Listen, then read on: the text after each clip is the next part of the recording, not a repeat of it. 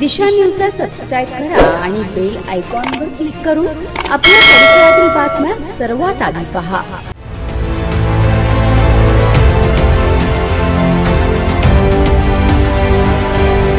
शेतकऱ्याला अपेक्षा होती की या वर्षी 22 ते 25 रुपये बाजार होते, पण हे सरकारच्या धोरणामुळे हे अप डाऊन मार्केट झालं। नवी मुंबईतील एपीएमसी बाजारात कांद्याचे दर कमी झाले आहेत। काही दिवसांपूर्वी 17 ते 18 रुपये किलो विकला जाणारा कांदा आता 14 ते 15 रुपये किलोने विकला जात आहे। यामागे प्रमुख कारण म्हणजे बाहेरगावी केली जाणारी कांद्यांची आयात यावर्षी कमी झाली आहे। त्यामुळे कांद्याचा माल जास्त झाला असल्याने दर घसरले आहेत। कांद्याचे दर घसरल्याने शेतकरी आणि व्यापाऱ्यांना बऱ्याच अडचणींना सामोरे जावे लागत आहे। त्याचबरोबर पावसामुळे देखील कांद्याचा माल मोठ्या प्रमाणावर खराब होत आहे। शेतकऱ्यांना कांदा उत्पन्नासाठी लागलेले पैसे देखील परत मिळत नसल्याचे कांदा व्यापाऱ्यांनी सांगितले आहे। तसेच ही परिस्थिती पुढील 2 महिने अशीच राहणार असल्याचे देखील व्यापाऱ्यांनी म्हटले आहे।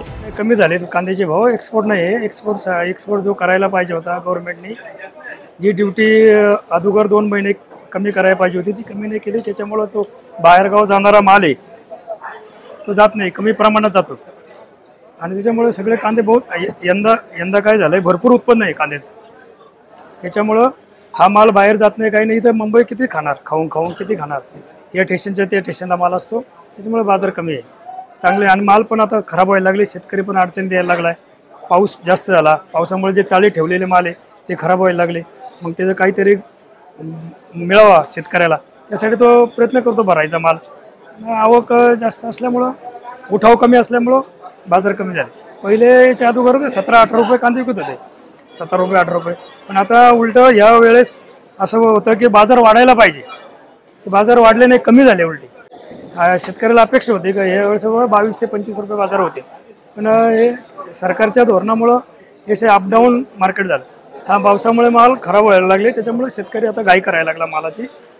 2 पैसे कुठेतरी कांच्या तरी मार्केटला भेटण्यासाठी कोण थांबायला तयार नाही। माल जे चांगले माल आहे ते थांबलेत लोक, म्हणजे ज्यांचा माल खराब व्हायला लागला ते मार्केटला घेऊन यायला। स्थानिक मार्केट, हे वाशी मार्केट, सगळ्याला लोक आता जे काहीतरी आपले भेटलं पाहिजे मालाला, एवढा खर्च करतो।